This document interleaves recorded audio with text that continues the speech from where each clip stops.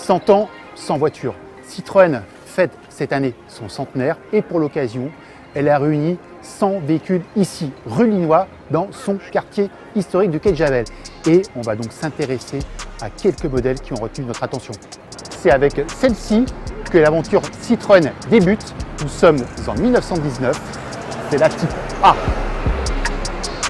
Un véhicule assez novateur pour l'époque, puisque en fait André Citroën importe les méthodes des États-Unis, les méthodes de fabrication, méthodes à la chaîne. C'est-à-dire que cette voiture-là est livrée telle qu'on la voit, alors qu'auparavant c'était un châssis et ensuite des carrossiers habillaient les voitures.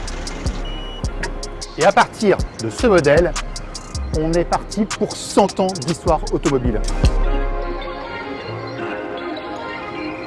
Et Citroën est aussi associé à la technologie. Ça commence avec la traction. On est en 1934, c'est une véritable révolution, parce que c'est le modèle qui a popularisé véritablement ce mode de transmission. Il y a aussi un châssis monocoque. Donc c'est un modèle qui va véritablement révolutionner l'automobile. Elle sera produite jusqu'en 1957 et cette calandre, les policiers la voyaient très souvent puisque c'était la voiture préférée des gangsters. On pense par exemple au gang des tractions avant, mais la traction a été aussi l'un des symboles de la libération lors de la Deuxième Guerre mondiale puisque c'était la voiture des FFI. Une autre voiture qui a marqué les esprits, c'est la DS. Quand elle est présentée au Salon de Paris en 1955, c'est une véritable bombe. Et pour cause, regardez-moi déjà ces lignes. On n'avait jamais vu ça. Et d'autre part, toujours la technologie, on a la fameuse suspension oléopneumatique, c'est-à-dire que la voiture monte, elle lévite presque. Et surtout, avec cette suspension, on a un confort souverain.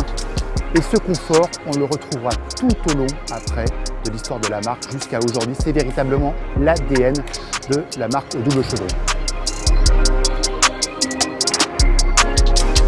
Les Citroën, c'est aussi des véhicules utilitaires et ça quasiment depuis le début de la marque. Là, on est dans un Type H et c'est, j'ai envie de dire, la voiture emblématique des marchés de nos campagnes. C'était le véhicule des bouchers, des artisans, des commerçants ambulants et même le fameux panier à salade de la police.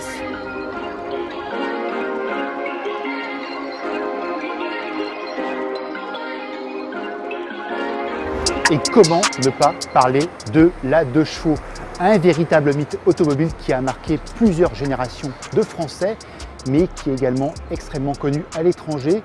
Par exemple, cette voiture-là, cette 2 chevaux, c'est le véritable exemplaire qui a tourné dans le James Bond, rien que pour vos yeux, avec Roger Moore et Carole Bouquet.